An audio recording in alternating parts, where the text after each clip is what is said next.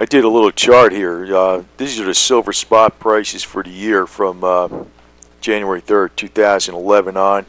And this is the US dollar index. Or I didn't have data, I just filled it in from the preceding day. That's the highlighted in blue over here. That's for the dollar index. I was looking at, what I was kind of curious about was that the spot price of silver, if we see the dollar index fall, and we say the spot price of silver went to $40, but the dollar index went from 80 to 75. In effect, that same $40 you get for an ounce of silver is not the same worth as it was, because the dollar index went down against another the basket of currencies it's measured against, primarily euro.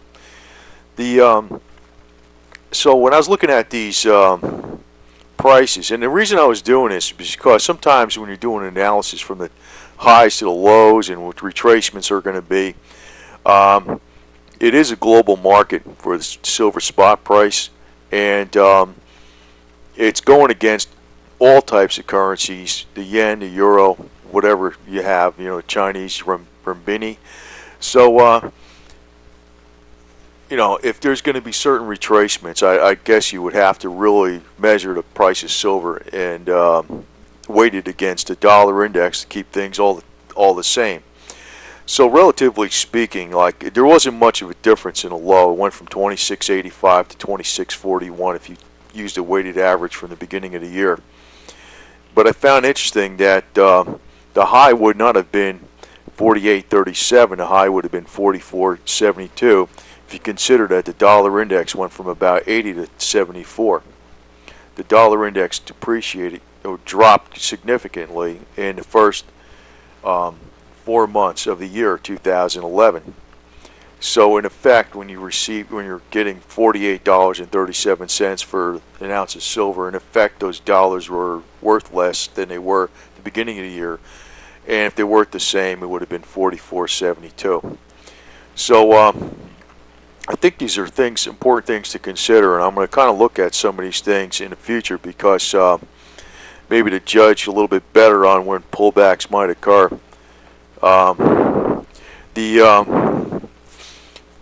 This was in the summer. The high would have been 46 versus 43, 44, and if you're figuring the dollar index, which would have decreased. Now the dollar index obviously is going up because it's measured against the euro, and primarily against the euro. The euro is the biggest factor in effect in the dollar index. So we haven't seen a major movement in the price of silver for this month. It would have been from like 32.31 to 31.36 if you're considering a weighted average on the dollar index. And this was the chart. I just threw this together real quick. The yellow line represents the price of silver using a weighted average for the dollar index from the beginning of the year, pegged from the beginning of the year, and the blue line represents the actual spot price of silver. So you could see that just the fact that silver makes more extreme movements ups when the dollar does go down in general, and that pretty much is the case. But the actual real price of silver is not really fluctuating as much when you're figuring this in. So in the future, I'm probably going to use this and see if we can maybe peg a little bit better prediction on when a fall might occur. Now I know this is all CME, and if you knew what the heck the CME was doing, you'd be filthy rich because you could just sell here and buy here, sell here and buy here. That's something I'm going to kind of look into a little bit more, because right now I'm tending to think that the next time there'll be a pullback will be in the low 60s, and if it gets up to that point, that's when I'm going to dump all the PSLV and possibly maybe take a risk with maybe just a small amount of silver, like 100 ounces or something like that, and just see what happens. And that's not with coins that are from a private mint, which are easy to obtain. They're never out of stock. I'm going to kind of play the market with this a little bit. So I'm thinking the next level might be around 60, 63, because I was looking at the Fibonacci charts, and I was also factoring in, adjusted values for this silver spot price weighted against the dollar index. To see if it really changed it significantly, but it did not. I want to go into something because I know people are looking at the silver prices right now, and they look like the prices are going down on all the metals, and I'm pretty surprised that palladium and platinum are still further dropping, because I think those are screaming deals at those prices, and since they're valued so much below gold, and fundamentally it doesn't make sense in that respect. But what's going on is people are hoarding cash. So what I want to do is I want to look at this article. This is from 2008, and they're talking about how deflation creates hyperinflation. Now, I don't know if we're going to go into a hyperinflation period, but I do think we're going to go into a much stronger inflationary period after this.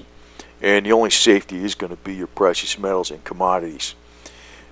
This was written in 2008. I'll post a link. It's basically about the Weimar Republic in Germany in the 1920s, what happened. But the principles apply at any time. Deflation, it starts out, deflation slows the speed of money to a crawl due to fears about the deteriorating economy. Quite obviously what's happening today. The public hoards cash, or the banks hoard cash. In the case of the U.S., it's short-term treasuries, which is going on today.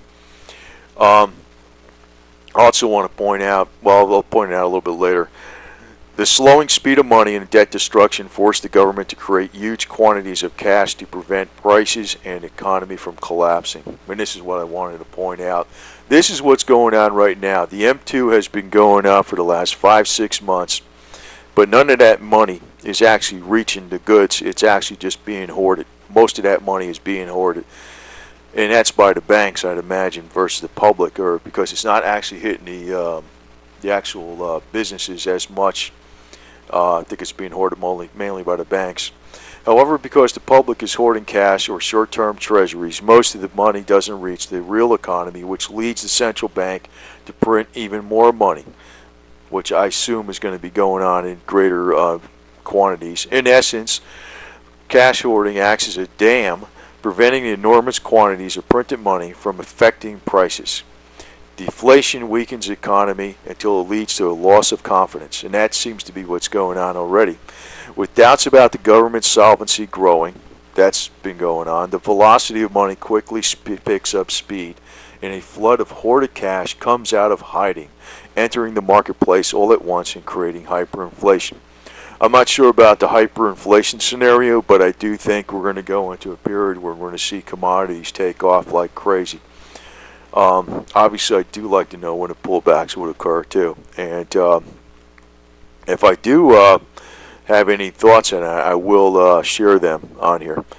And I was looking at the euro today. The euro is at 132 to the dollar. I do want to point out, even in 2011, it was lower than it is now.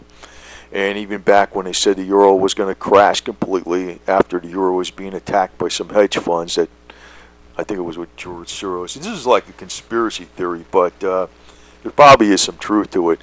But the euro was being attacked at this time when it was dropping like a stone.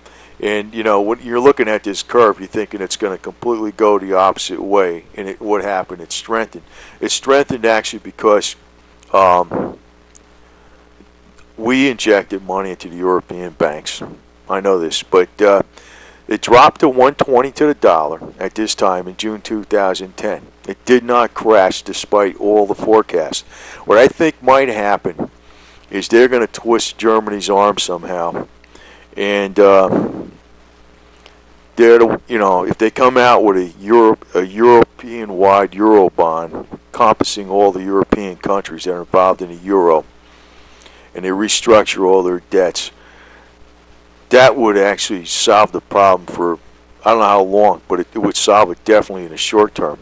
I know Germany doesn't want to do that, but I keep thinking that, where is Germany's gold, which is the second largest gold reserves in the world? Germany's gold is located in New York Federal Reserve. So sometimes I think they got something over on them that, they're somehow they might be forced to do it. It's just like, I know that maybe is like a conspiracy theory, but sometimes I think that's waiting in as a factor that could twist Germany's arm somehow. And the United States does have the largest world gold reserves in the world.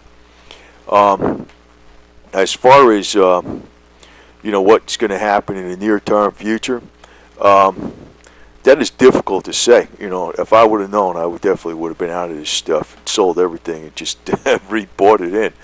But there could be a restructuring of debt in European zone, and all of a sudden you'll see everything's great again. There's a lot of confidence back in the economy. They came up with this big solution, and the market will change, and then this flood of money will come out, and you'll see the prices all bounce back.